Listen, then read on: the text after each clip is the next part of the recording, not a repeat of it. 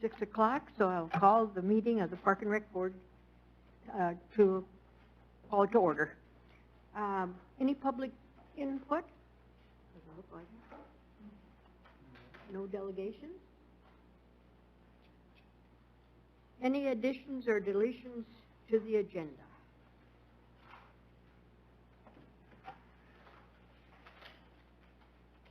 We'll move right along to approval of the minutes of the August 13th meeting.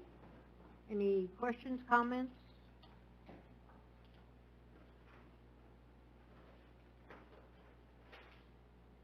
Then I will call for a motion to accept the minutes of the August 13th meeting.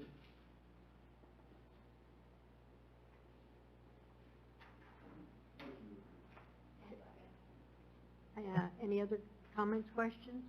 If not, all approve, say aye. Opposed? Motion carried. Approval of the bills. Okay, we'll start with page 3 with revenue. That's our main issues this year. As you can see, compared to last year, we're down $417,000 for our basic charges for services, down from $630 last year, and we do anticipate at least a $225,000 reduction in revenue this year due to COVID. And we're doing what we can to compensate without interrupting our services, and I think we'll be okay. An example with the outdoor pool, we were down $60,000, but we saved that at least in expenses as well from not having as many lifeguards and being closed for a couple weeks and a few other minor things. But so we're going to do our best to compensate to make up for that revenue loss. And then campground towards the last pages, we're way up in revenue. Again, this is an enterprise fund. We're $76,000 for the year at the end of August, and last year, same time, we were at $55,000. So we're able to get some projects done out there with the extra funds, and it's doing well. As far as the bills,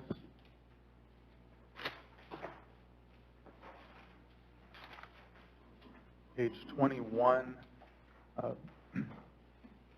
$5,271. That was to repair and replace the light pole that was damaged by a tree last year at the outdoor pool.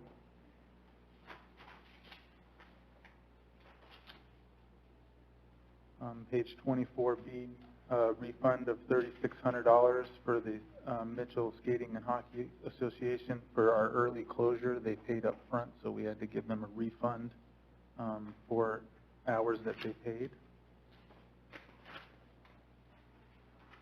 They requested a check rather than a credit.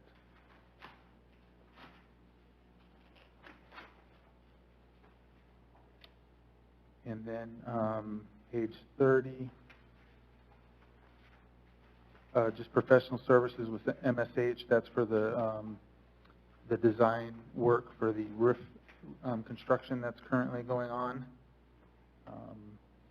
And the $8,500 on page 30 is a replacement of a snow blower and a rotary broom for snow removal.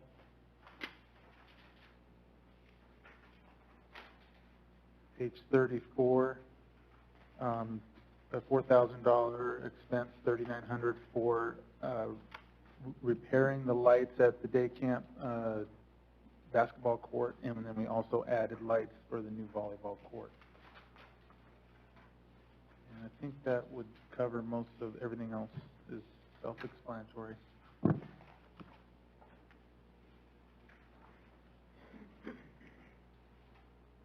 Any questions? Anybody? Then I'd like a motion to approve the bills.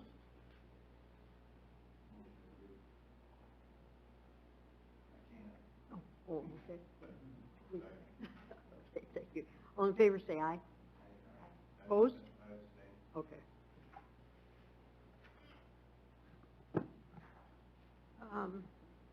Old business. Last month we elected president and secretary treasurer, and we elected Andy as vice president, but he wasn't here, so we need to know if you will accept it. Thank you. We'll move on to the new business. Kevin, recreation report. Yep. So since we last met, obviously our summer is done and we're kind of into our fall mode here. So we got a few programs going on right now. Our flag and tackle football programs, which our tackle program, the numbers were about the same as last year. Flag was down just a little bit. We started our men's flag league last night, and we got, it says in here 14 teams, but we had one back out yesterday, the day of the league starts. We got 13, which is about average what we normally have. So that started, and then we're just taking registration for some upcoming programs, our volleyball program and basketball program and swimming lessons. So we're taking registrations for those right now. Kids came back to school.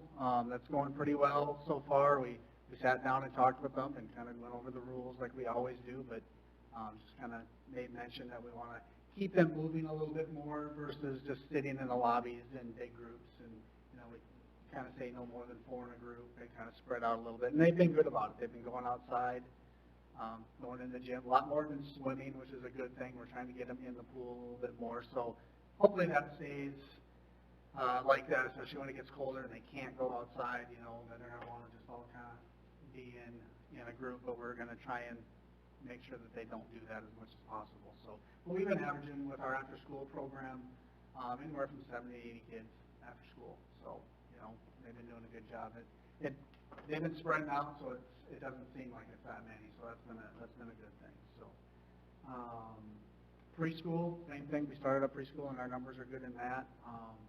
And you know, we've asked that anybody that's, you know, sick or whatever, stay at home for a day or whatever, and we've only had a couple of those issues, and all of those parents have called that day or the day before, which is good, and not just trying to bring their kids in, and you know, so they've been really good about that. And Tom started up our silver sneakers class again August 31st. That's slow yet. I mean, a lot of our seniors have slowly trickled back in, but a lot of them still aren't back in yet, and so you know, we're hoping once it gets a little bit colder even, and we noticed a big tick this week when it was cold. Earlier this week we had about 10 to 15 of our auto checking memberships that had put themselves on hold due to this whole thing start back up again, and so we hope to see more and more of those as the months go on. So it's been good. Our numbers overall, as far as you know, usage, we're down maybe 50 to 60 a day from where we were last year. So that's not that bad when you consider that a lot of the seniors aren't back yet. So, any questions? I've heard comments from people about kids that it's much better this year than having them all bunched up. So far. People are, It's been nice out and they've been able to go outside, which people helps are a lot. noticing it. Yeah. So. And if you know, hopefully everything goes through, and we're able to fill in the old pool and move that stuff, that room then will also be for kids. And so our after-school program kids will go in there, which will help with congestion in the gyms and stuff too. So. Thanks. Speaking of that, so far everything's been approved to this point in the budget process for the capital request that we made, and that includes the filling in the indoor pool. That was the $275,000, and that's in the budget at this point. They still have one more, a second reading, but we're getting very close. Anybody got any questions about that? Sure. Steve. Well, we've been working on trimming out hangers out of trees at Doty Park and Pat and Young, and on the Sanborn project. Been winterizing the outdoor pool, making repairs where we can do this fall in before next spring. The school rented 40 picnic tables from us. We got them delivered. They're going to use them until the end of October. On that, a lot of odds and ends stuff, you know, we got the plaza kind of ready, cleaned up for the corn pile suite. We planted 9 trees, different locations downtown, JVCC, library, Veterans Park, parking lot, movie theater parking lot, and at the rec center. We fixed a rock monument in Hitchcock Park, blading some of the roads and areas out around the lake. We did interviews for 2 full-time positions. We got them hired. One started this week, and in 2 weeks we should be fully staffed again for full-time staff. And just doing a lot of day-to-day stuff because our high school kids are done, college kids are done for the season. Any questions? Yeah. Our 2 new guys will be Kelly Kidweiler. He started this week, and then Matt Hayes will be starting the 21st when he starts. Is Matt Hayes, like guys, certified Matt Hayes, am I the same person? He's tree trimmer, yeah. He worked for us a few years back. Oh, really? Yep. He's been ISA certified for like 15 years. Yep. So Yep. really good addition right here. Yep. He was our certified arborist back then, and now he's come back. Super. Any other questions?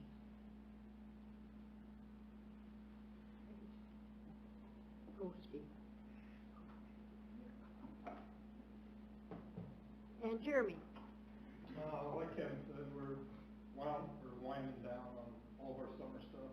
Men's softball had their last one on the 25th, their city tournament. Co-ed last night is tonight. Park and Rec football started, flag football yesterday. State amateur tournament, we went very good. I heard it was the 3rd largest ticket sales that they've ever had. Pretty much due to good weather and good teams. So there was 0 social distancing going on. But when you got 2,000, sorry, oh yeah. When you got 2,000 or 2,500 people there. We tore out the batting cages, we started that. It's taken a lot longer. We got sand problems over drilling and groundwater. But we got them all concreted in, all backfilled and packed in, so now it's just cleaning up and hanging the cables in the net. And then we'll probably have them up for 3 or 4 weeks and then take them down for the winter. DW softball and baseball and soccer started. Soccer had their first game last Sunday. Everything went good there. Baseball and softball, that's their real season until the spring. They just have fall ball practices and a few games here or there. High school softball's still going. Well, they canceled their game Tuesday, so they got 3 more that they'll reschedule. When we get all the ice done, we're going to overseed infields, spray insecticide and herbicide on all the fields and the soccer fields. And if there's time, aerate some fields. We've got to do some sod work, but we'll wait till we don't have staff anymore, so we get Wesleyan baseball players to help do some muscle work for that. And continue with irrigation and mowing and cleaning. Soccer, like I said, DW started. Mitchell soccer's still going. Just irrigation, mowing. We'll do some spraying, and if the weather holds when Wesleyan's done, depending on if they make their tournament. Sometimes they go till the snow flies, but we'll sod some full mouse there. And we started the ice arena, started compressors 2 Saturdays ago. We put water down, we painted yesterday, sealed it 5 times, and started with lines today, lines and logos. Hopefully be completely done with one of the rinks tomorrow, and probably do some logos on Saturday, and then it's just sealing the lines and logos and building the ice up. And they will be starting on the 21st is their first day. Next week we'll go around and clean all the locker rooms. You got one as well, a backpack disinfectant sprayer that you pretty much just go and fog the whole room. That'll make it easier and quicker. one team comes and we can go fog a locker room, and the other team comes an hour later and it'll be good. Then we'll go around and check all the doors, latches on the gates on the boards, and closers on all the locker room doors, and we'll be going for hockey. About it. Ready? Yep. As you mentioned, 2 park specialist positions were filled this month. We did our annual walkthrough, and I sent you the report on that, on what we're working on. We've got the ice arena calendar posted on the website. Did you mention that? No. Okay, so that way the teams and groups and public can view calendars there. Yeah, it's loosely on there now, like practice schedule for hockey, and I kind of put a start date like mid-October for open skate and bumper cars. I don't know exactly when that's going to be, but then the public can look and see, I want to rent the ice. Here's an open time, instead of calling me and, oh, let me go back and check the schedule. Nope, that's not going to work. All right, let me check with my birthday party to see if they can do it. And then we'll be plugging in games when we get game schedules and rentals, so you can just go online and see when the ice is available to rent. We moved our, Angel and I have moved our offices to City Hall. We're no longer at the rec center, so if you're looking for us, that's where we're at. We're just down the hall here. Just for convenience for us, as we work mostly with our city attorney and the mayor and Public Works and everybody, so it makes it a little bit easier for us. Kevin's still down. He's down in my old office. He's moved his office. I don't know if anyone else has moved down there, but I think Kevin's the only one. LWCF grant is just about submitted for Dry Run Creek trail lighting, and we're working on a Forest Service grant of $300,000 to actually do our forest stewardship plan that we approved last year, to go through and get that completed. And that's it. That's all that I had highlighted. Thank you. Water report?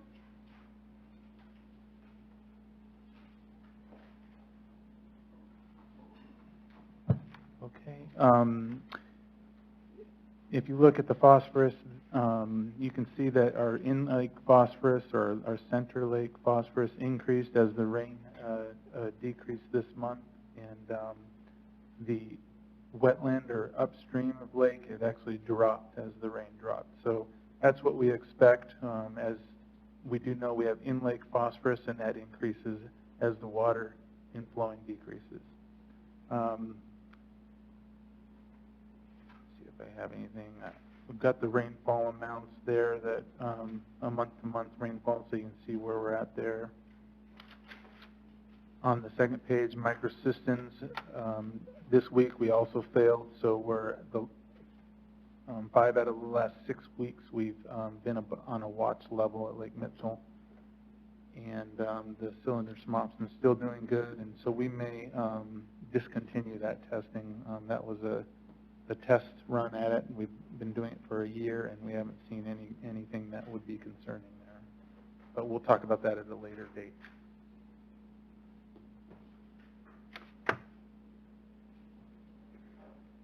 Anybody have any questions about the water report? Then we have a request to approve parking and trail plan for Kippers Cove access.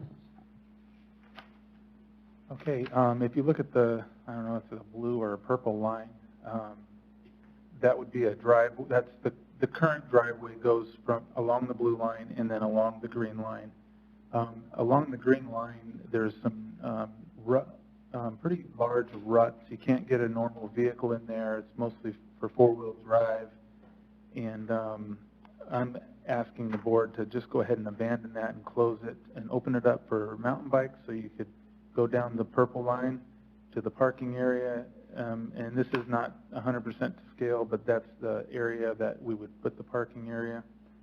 and then you could mountain bike and head on to the bike trail. But there just doesn't seem to be a need for the road to be there. It's just too much for maintenance for us, and we don't really do much. Steve can weigh in there. The second photo is, you can kind of get a better idea of where the parking area would be. It'd be around those trees.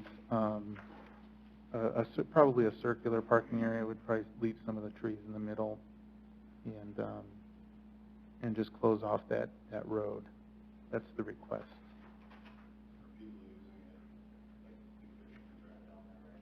Fishermen do drive down there.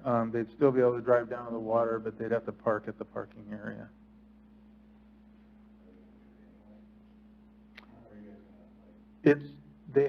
They wouldn't be able to, because they have a cable on both sides of that road, so we would just close it on the end. So there wouldn't be any. As far as, this is just a plan. I'm working with Public Works to actually fund it and help us out with the work.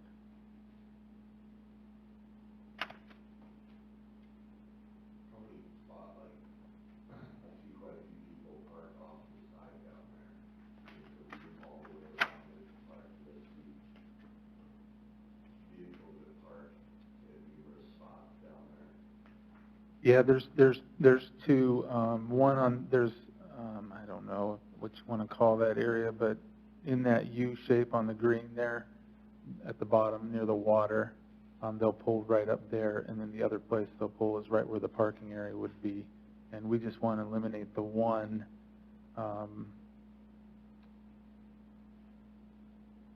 mainly because of the road condition that we have there and the inability to maintain it.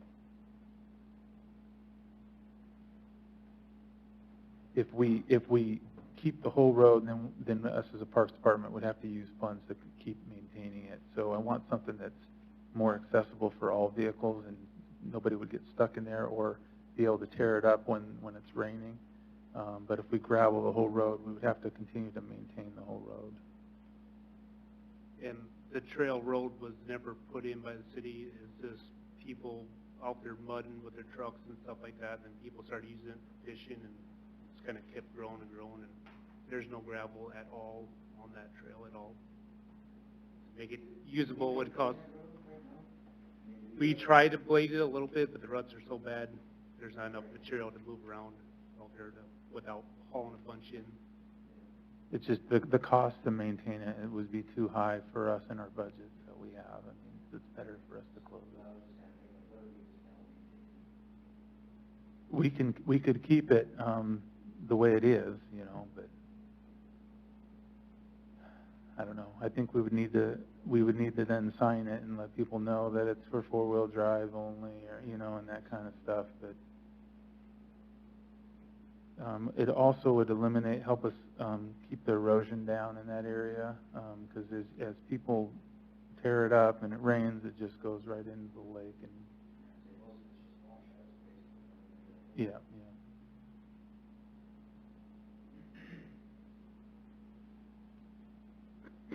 Any more comments? So we would just request a motion to, if the board would like to do that, a motion to approve this plan. Is there a motion?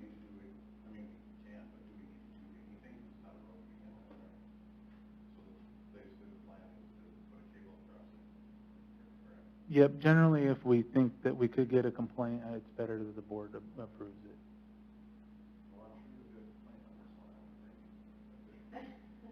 I'm not a fisherman, but I guess in that vehicle there.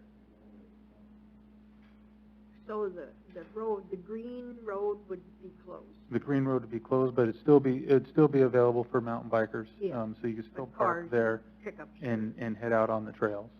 Yep. So where are people going to park? Can they, is it There's a the best place to park, but they're not going to park in the parking lot because they don't want to park there and walk all the way down here, or they're going to park on the road? Like, where are they going to park if they want to fish on that west side? They would have to park in the parking lot, and what I would suggest is talking with Pal City Peddlers and maybe making more of a direct trail access.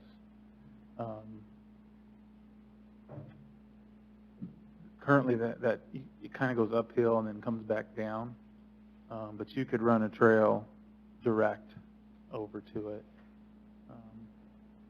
But that's what I'm getting at, they're not gonna park like where anything, they're mad about it.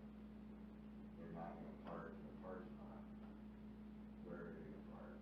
Like, is it gonna become a problem? Like, with parking out other places if you do shut it down? On the road, are they gonna attempt to park on the road and what, like? I wouldn't expect them to. What we did, we also had a road going from the West End boat launch to another parking area over there. There was a dirt road that went through there. We closed that off. I mean, this was before I came, but we closed that off, and they're still just using those two parking areas. So they're not parking anywhere in between or anything like that. They're using one or the other. Generally, when you create the parking, most people, you'll have to, people will get acclimated to it and understand that that's where our parking is. They'll have to, but over time, it shouldn't be a problem. Most people will use that parking area. Same with Sandy Beach. That's another one where we directed them to one parking area, and then they use the trails from there. I could see us having a paved trail going from the parking area to the paved trail sometime down the road, but as Public Works has funding in their trail budget for that, we could get that done as well. I go by here all the time, but is there signs on North Pullman there where like the sidewalk per se is right next to the road right there? Are there no parking signs there? Or can be parking? I don't believe there's signs there, but by the lake, it's right next to the road. There's not really room to park there. Up north by that lift station, there's kind of a little bit of grass area that they probably could pull off the shoulder road a little bit to park, but I guess, you might see a handful of cars down in that area fishing. And a lot of times if somebody's parked down that way west corner that we want to block off, they're actually blocking off the trail to the rest of it where nobody else can get through anyways. So we thought we'd just make one parking lot, one road, and that keeps them off the trail, because otherwise they're blocking other people getting down in there right now. It is, right now it's a single lane road, in and out. So like you said, if they're blocking for, if someone came in, they would have to back out. They wouldn't be able to turn around. I mean, there's no traffic plan in this park, and it's all just, like you said, people have just created their own road. And that's my thought with the whole parking spot, is I've been having plenty of time fishing and everything else, but trying to turn around there and with one vehicle that's down there, it's damn impossible without hitting a tree or something else. I can't even imagine making it a designated parking spot where you have 5 vehicles in there, and a one-lane traffic road, one way in, one way out. I can see that. And I don't know how hard it would be, but, I mean, even on the top here, you're gonna cut yours anyway, but with, make a parking spot there, just have trails to walk down. Then you could have 10 fishermen down there doing the thing instead of one vehicle blocking everything off, basically. And nobody goes down, you set that one person. Yeah, we were trying to allow people to be closer to the water fishing and not take that away, because, I mean, some people just, you know, yeah. And that purple road going in, that's going to be wide enough for cars coming in and going out. It's going to be 2 lanes, not just going to be single. They're hopefully going to make it wide enough for... And the parking area is pretty flat down there. Oh, yeah. How many cars might be able to park in that parking lot if they park decent? I haven't measured it on Google Earth yet to see, how many vehicles we could get in there, but, I want to say at least 6 to 10 vehicles is what would be the goal. It'd be tight. 10 Let's would look be at the area tight, and the yeah. deep trees and whatever we take out or don't take out. And then you're probably gonna take out those two buses of ones right there in that little, horseshoe area. Yeah. Picture. Yep. Probably. Take those out. Right Probably now, more to the north up here, you know, where this post cable is, that's gonna get changed a little bit to make the area bigger. yep. Right now, you're talking 2 or 3 vehicles that can park in this area, and we're hoping to make that a little bit bigger.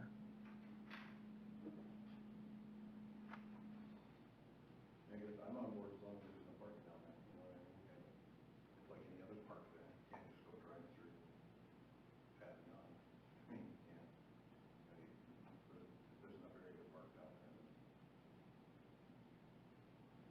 But I'm not a fisherman, so. Well, you are. No, my kids are. Oh, you're. Okay, then I will need a motion to approve this plan to block off the green part and make the bluish-purple part a 2-lane and parking for some amount of cars in that parking area. Parking with ability to turn around and exit. Yes, that too. Okay. And before I say anything else, like the purple or blue road that will be widened for two-way traffic in and out of it. Yep. So somebody can bottleneck down there. Then I'll motion to approve. All in favor, say aye. Okay, request to approve the access road improvements at the West End Boat Launch. Okay, this was the other one that we've been looking at. This one has a little bit different issue involved with it. As you know, council approved the jetty design work that's going to be installed right there, and we would need to develop this road as the where they would bring in the material for the jetty, rather than using our boat ramp in that area. And with the potential increased traffic for a marina, this would be an excellent location for a one-way road coming in as another access point for the parking at the marina area. I included a couple of pictures for you of what the road looks like currently. We do have a road going down there, but it dead ends. I guess the picture without the sign, I'm standing where the dead end of that road is. So we do allow cars to go in there now. And then the other picture on the right with the no motor vehicle sign, that's where the road used to come out. And the third picture is, you can see where the old road was, which is now a trail. So we're thinking about bringing it back. Again, this would be funded by, with Public Works, and I'd be working with them to do this project.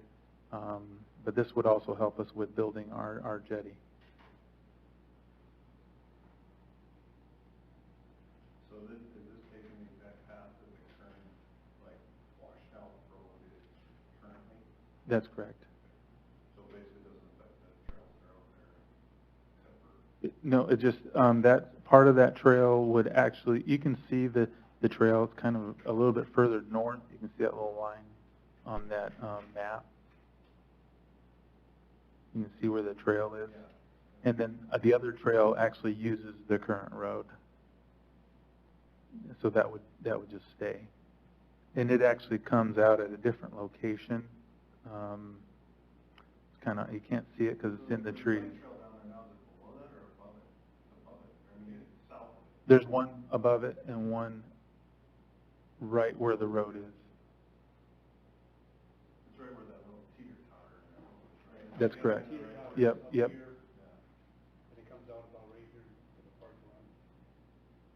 Right now. So it would just hug that trail for a little bit, and a little bit longer than it currently does, and then head on over to where it comes out on the map. And you can see that road continued to both ends. It was just abandoned for whatever reason, but we're anticipating increased traffic, and another access would be ideal. Again, this is just a plan. Not saying it's going to get done this year or next year, but we would be able to get it on our project list when we start building the jetty. It would probably coincide with that project at the same time. But I don't want to do any damage to the area without approval from the board. Is the jetty going to come off right off that point out? That's correct. It'll go east? That's correct. It's gonna go out, and it'll be an L shaped right there on the end. Yep. Any more questions? Comments? Then I'll need a motion to approve the access road improvement plan at the West End Boat Launch.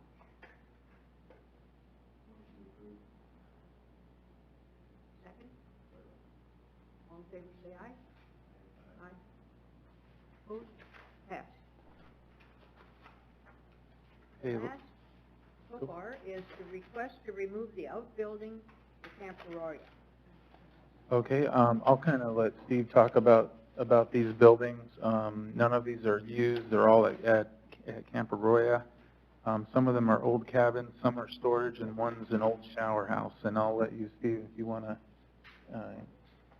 talk about them or answer any questions, that'd be great.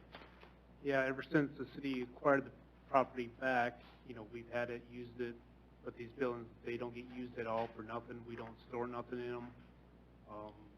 Last spring, they got kicked in, the doors, windows all got busted out, a lot of them. Right now, there's plywood up on a lot of them openings.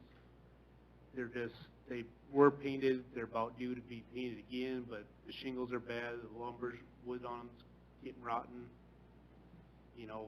The two buildings, that block building and this other red building, it's kind of blocking the access trail road back in there.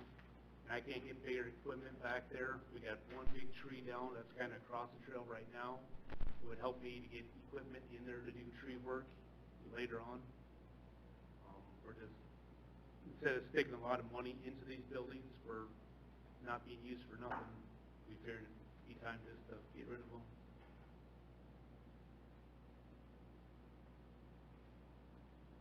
They're all down away From the main shelter, yep, away. to the east. Two of them are kind of closer, than the two cabins are way back to the east end of that property. Kind of where there used to be a sand area, beach area there, before you hit the main trees. The second one would be the closest to the main shelter. That would be in between the outdoor shelter and the main building. Is that correct, Steve? Yep. Second picture, and then that block building is the closest. Yeah, the block to building shelter. is basically across the trail from the second photo.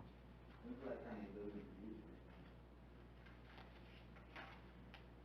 When did we acquire Camp Arroyo? I think in 2013, 14-ish, and they just had storage of whatever junk and stuff in them. It wasn't even really being used by any groups or anything like that, even at that point in time.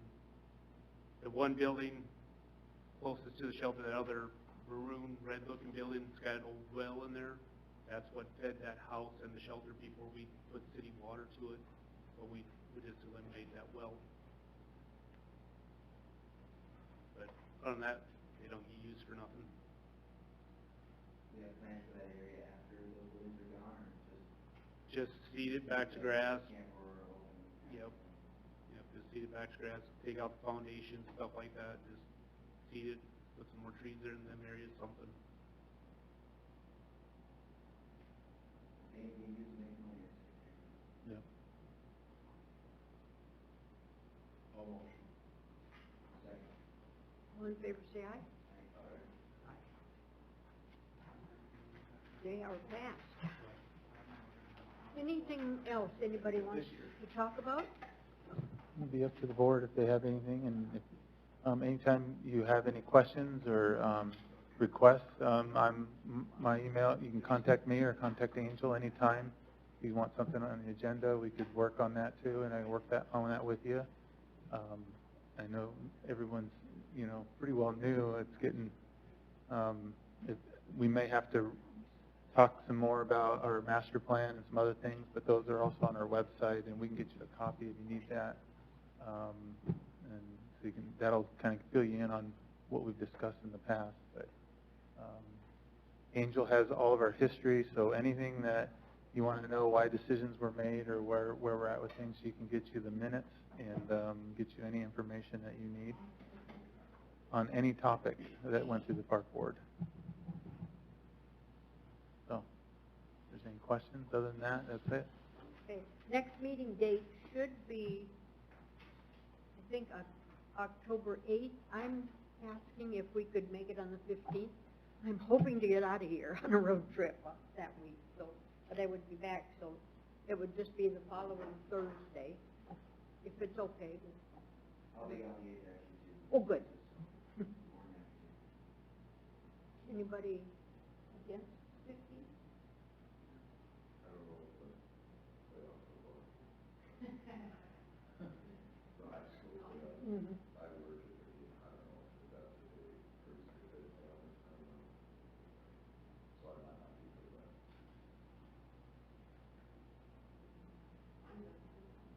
Okay, the next meeting date of the Park and Rec Board will be October 15th at 6 o'clock in this room. We are adjourned. Oh, leave.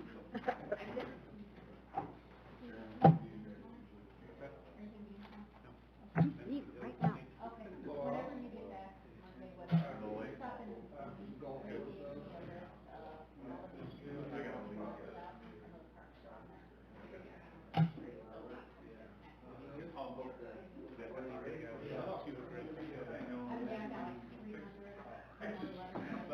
You've been running a lot, or not? We've been biking.